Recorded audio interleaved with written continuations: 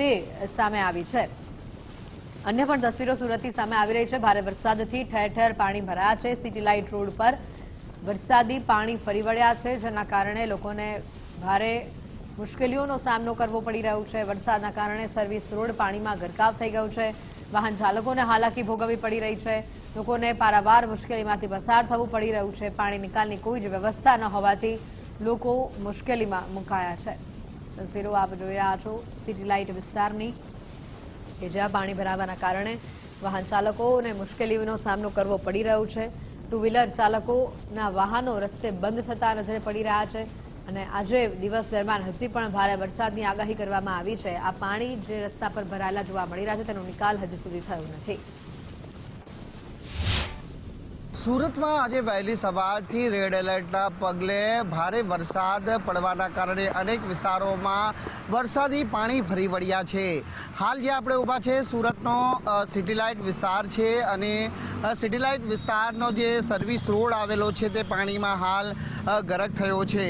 ઠેર ઠેર પાણી ભરાવાના કારણે રાહદારીઓ હોય કે વાહન ચાલકોને ભારે હાલાકી અને પારાવાર મુશ્કેલીઓનો સામનો કરવો પડી રહ્યો છે। કેટલાક વાહનો બંધ પડી જતા કેટલાક લોકોએ ધક્કા મારવાનો વારો આવ્યો છે, તો ટ્રાફિક જામની સમસ્યામાંથી પણ લોકોએ પસાર થવું પડી રહ્યું છે।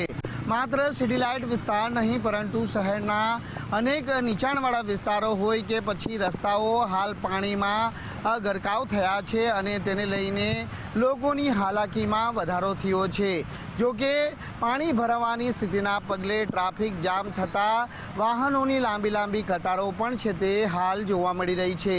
હજી પણ આગામી 48 કલાક દક્ષિણ ગુજરાતમાં તે ભારે માનવામાં આવી રહ્યા છે, કારણ કે આજે રેડ એલર્ટ છે અને રેડ એલર્ટના પગલે વહેલી સવારથી જ સુરતની અંદર ભારેથી અતિ ભારે છે તે વરસાદ પડી રહ્યો છે અને પરિણામે આ પ્રમાણેની તસવીરો છે તે હાલ ડાયમંડ સિટી સુરતમાં છે તે જોવા મળી રહી છે।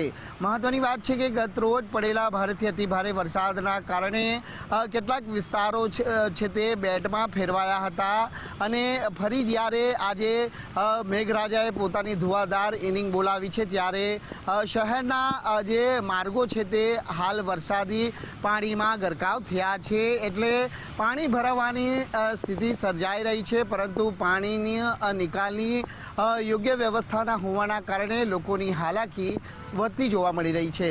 કેમેરામેન દેવાંગ રાણા સાથે રાકેશ બ્રહ્મભટ્ટ, ગુજરાત ફર્સ્ટ।